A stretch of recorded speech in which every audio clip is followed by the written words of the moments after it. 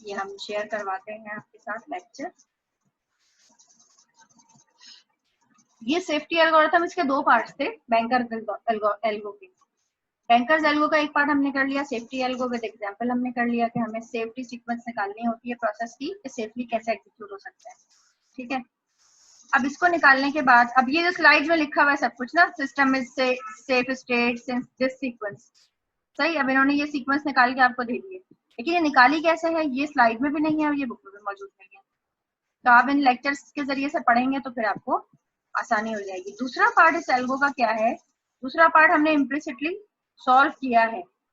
हम इनिशियली मालूम करते हैं कि रिसोर्स एलोकेट हो सकती है या नहीं हो सकती है, सही। तो हमारे पास ये अवेलेबल एलोकेशन और नीड के जो एल्गो बने हुए होते हैं, और डेटा स्ट्रक्चर सॉरी बने हुए होते हैं, इनमें हम वैल्यूज कैसे असाइन करते हैं, जो भी रिक्वेस्ट होती है उस रिक्वेस्ट को हम अवेलेबल में से माइनस करते हैं और एलोकेशन में जो रिक्वेस्ट होती है उसको प्लस करके और उसकी नीड में से रिक्वेस्ट को माइनस कर देते हैं। इस तरह हम वैल्यूज को अपडेट करते हैं। अगर ये इस तरह से अपडेशन हो तो लेट्स से हमारे पास प्रोसेस P1 है, प्रोसेस P1 की नीड आती है 102 की, यानी उसको A की एक रिसोर्स एक इंस्टेंस चाहिए, B का 0 चाहिए और C के 2 इंस्टेंसेस चाहिए, सही है। अगर इस तरह की सिचुएशन हो तो मैं सबसे पहले क्या करूंगी, मैं ये चीज कैलकुलेट करूंगी, रिसोर्स रिक्वेस्ट एल्गोरिथम। पहले मैं रिसोर्स की जो रिक्वेस्ट है वो चेक करूंगी कि उसकी नीड पूरी हो पाएगी मेरी अवेलेबल रिसोर्सेज से या नहीं हो पाएगी। अगर उसकी नीड पूरी हो पाएगी तो पहले मैं ये चीज चेक करूंगी, उसके बाद मैं सेफ्टी एल्गोरिथम चलाऊंगी। ठीक है, ये दोनों काम करना बहुत जरूरी है, क्योंकि बाज औकात ऐसा होता है कि सिस्टम में रिसोर्सेज अवेलेबल होती हैं, जैसे कि यहाँ पे दिया हुआ है, यहाँ पे आप अज्यूम करें P4 को 330 की जरूरत पड़ रही है। Can 330 be granted for P4?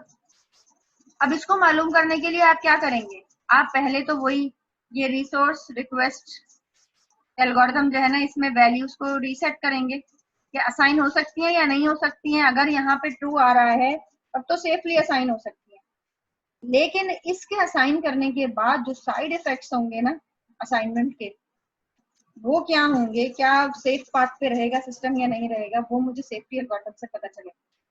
ठीक है, तो ये वैल्यू, ये चीज करने के बाद ही मुझे सेफ्टी एल्गो जो अभी हमने पूरे डिटेल से किया है, डिटेल में किया है, वो हमें कैलकुलेट करना बहुत जरूरी होता है। ठीक है, तो यहाँ पे आप समझने के लिए देख लें कि क्या 102 जो है वो 102 अवेलेबल रिसोर्सेज यहाँ कितनी है 230 और P1 को क्या चाहिए 102, सही। तो क्या एलोकेट हो सकता है या नहीं, एलोकेट हो सकता है, बल्कि ये पिछले वाली स्लाइड से है।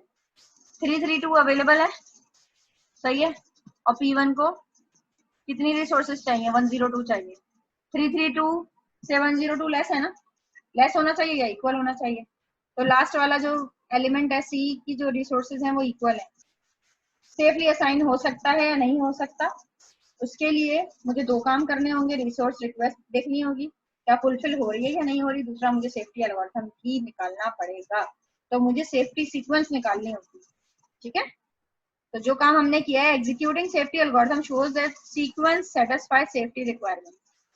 जब मैं सेफ्टी एल्गोरिथम को एग्जीक्यूट करूंगी तो मेरे पास सेफ्टी सीक्वेंस आ जाएगी, उस सेफ्टी सीक्वेंस से मुझे पता चलेगा कि ये वाला काम जो है मैं सेफली कर सकती हूँ, तो फिर मैं इस सीक्वेंस में रिसोर्सेज को एलोकेट करूंगी। ठीक है, अब इसी सवाल को फर्दर एक्सटेंड करने के लिए आपको as a take home task, ये वाला टास्क मैं आपको दे रही हूँ कि लास्ट में जो ये दो चीजें लिखी हुई हैं, अगर इस पॉइंट पे आपकी सिस्टम की रिसोर्सेज हो, एलोकेशन ये हो, नीड ये हो और अवेलेबल इतना हो, तो आपके पास ये 330 P4 को जरूरत पड़े, इसको सेपरेटली कीजिएगा, या P0 को अगर 020 की जरूरत पड़े, क्या मैं सेफली ये काम कर सकती हूँ या नहीं, ये अब आप अपने पास सेफ्टी एल्गोरिथम को एग्जीक्यूट करके और उसको सीक्वेंस बना के निकालेंगे इन बार। ठीक है।